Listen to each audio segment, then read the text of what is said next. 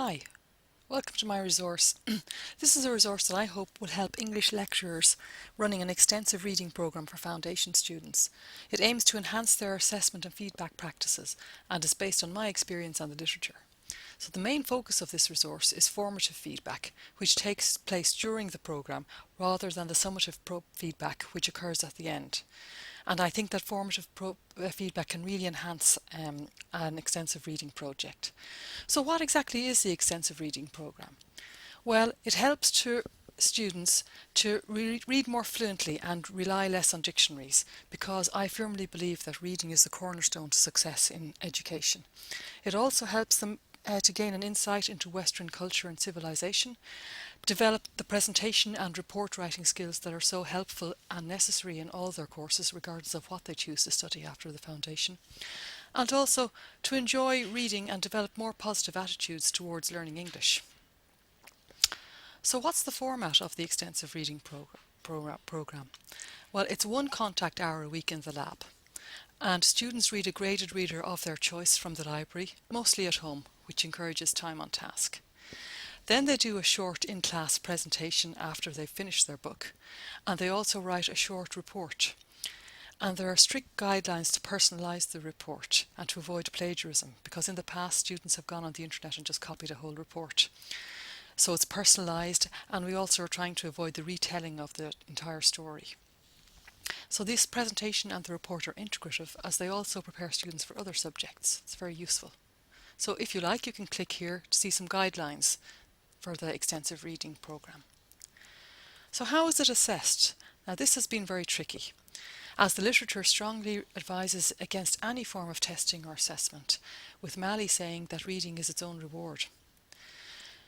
Davis has said that extensive reading programmes should be without the pressure of testing and marks. However, I felt it was unfair to expect the students to engage in a programme for no grade at all, as we all know, students are extremely motivated by grades. So it was decided in the end to allocate 5% of their overall mark for English to this extensive reading project.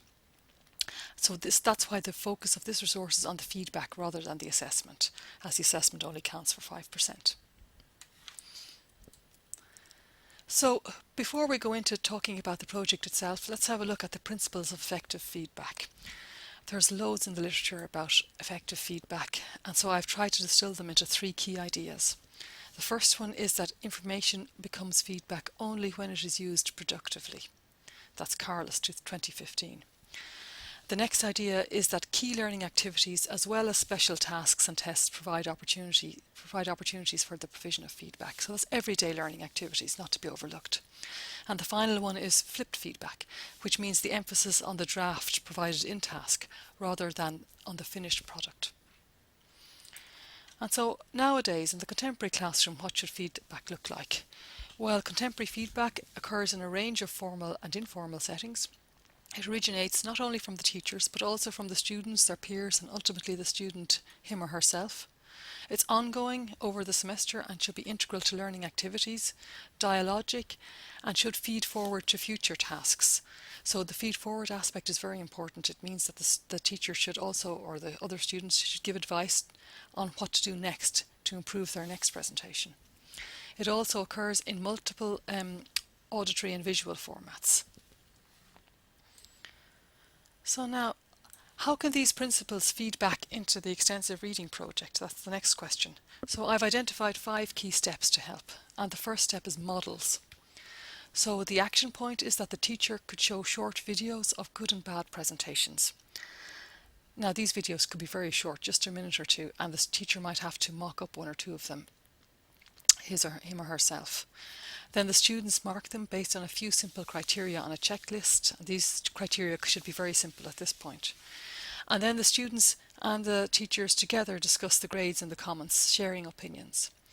And the impact of this, well, hopefully it would clarify good performance. It would nurture a collaborative and mutually trusting student and peer relationship, and hopefully encourage student and peer dialogue. So if you would like to see a screencast of a model book report, you can click here. So the next key step is collaborative development of criteria. So here at the beginning of the semester, the students and the teachers discuss criteria, But as I said, it's important to keep them very simple at this stage. So you can see some criteria here if you click. And the impact of this is that it communicates clear and high expectations to the students. It engages them in identifying the criteria and encourages positive motivational beliefs and self-esteem. If they see the criteria, they'll believe that they too can do it. It'll be more manageable for them. And this in turn hopefully would lead to higher levels of student satisfaction and also improved results. Now the next idea is student choice. The teacher involves the students in a choice of topics and the timing of the assessments. For example, the students can choose their own books and negotiate the presentation dates. It's important to chat with the students about progress throughout the semester and encourage them to change their book if they don't like it. There's absolutely no need to stick with a book that they don't really like. And the impact of this is that students have a more active and participative role in the assessment process, and hopefully it would foster a learning community. So the next key step to integrate the principles into the extensive reading project is formative feedback activities, and these are very important.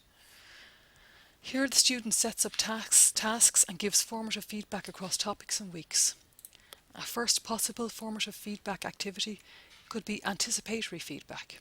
Here, in anticipation of possible mistakes, the students listen to and read a screencast of a report and identify 3 omissions of content and 5 common pronunciation mistakes.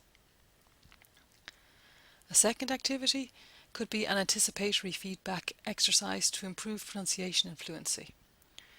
The students might listen to the screencast of the teacher doing a book presentation. There is a little time lapse after each sentence. Students repeat the sentence in the time lapse in order to improve their pronunciation, to build up speaking confidence, and to increase their familiarity with good performance. This approach has the potential to enable students to identify gaps between the current and required levels of performance. So now it's time to write the book report, assuming they've finished their books, they've finished the reading. So again, it's important to start with clarification of good performance. So it's no harm if the teacher goes through the guidelines and the model again. And then the students start writing their own book report in a Word document in the language lab. And during this time, it's useful if the teacher gives informal classroom feedback by circulating, scaffolding, discussing. The students finish it at home and upload it to Moodle, and then the teacher corrects it using a marking code. You can see the marking code here if you wish. The next step is flipped feedback. And the first thing to start with here is generic feedback.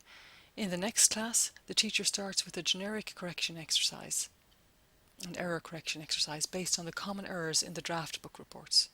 And the teacher explains the marking code. So if you would like to see a generic feedback exercise, you can just click here. The next step then after that is self-correction. The students self-correct their book reports using the marking code, and again the teacher scaffolds, going around the classroom, giving informal feedback individually. After that, there's the integration of the feedback using technology. So the next week, the students make a screencast of their corrected book report, which they upload to Moodle. The teacher listens and completes a short feedback form, and then the students redo the screencast in the next class, integrating the feedback. So finally, it's show time. It's time to do the presentations. So it's useful if the teacher starts with a quick reminder of the guidelines and introduces the concept of peer feedback and explains a simple peer feedback form in the form of a checkbox. So that you can see if you like, you can click here. And then during the presentation, the teacher completes his or her own feedback form, which includes an aspect of feed forward, and the students complete the peer feedback checkbox form. So you can see the teacher feedback form if you click here. So after the presentation, the teacher discusses his or her own feedback and the peer feedback with each student individually. The feedback should be prompt within a week ideally, and then the cycle begins again with the next book. And the students are encouraged to refer to the teacher and the peer feedback that they received when they're preparing their next presentation. And hopefully then, as time goes on, less help will be required for each book as students become better at self-regulation. So in conclusion, I hope this resource helps anybody wishing to run an extensive reading programme with the foundation students. And remember, you don't have to follow everything above. Take what you like from it, what you think will work for you and for the students that you have at the moment. It's important to make it your own. So keep on reading. I hope that helps. I hope you all live happily ever after.